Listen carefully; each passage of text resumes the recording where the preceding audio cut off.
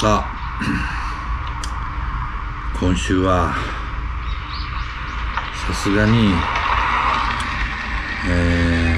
なかなか仕事の関係で、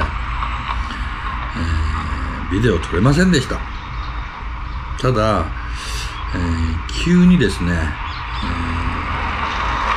昨日、おとといちょっと面白いものが来たんで、ちょっと今撮ってみました。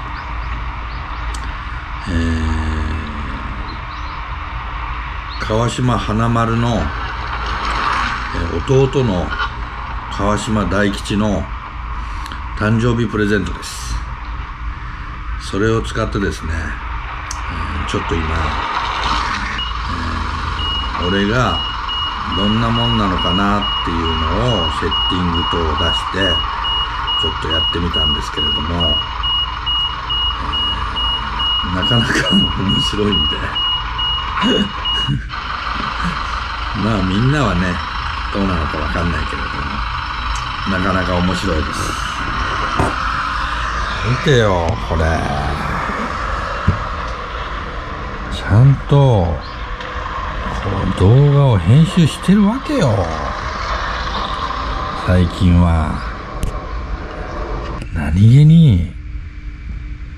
結構ね大変なんだけど、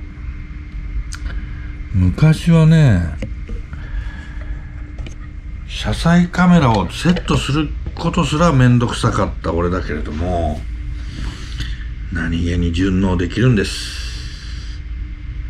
見てよこのパソコン。これもね秋葉原まで行ってなんか展示品を半値で買ってきたよ。まあいろいろこう苦労してるわけです。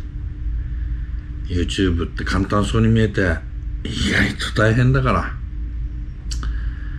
皆さんチャンネル登録はビシッと頼むぜ。来週はちょっと変わったことやるからよろしくね。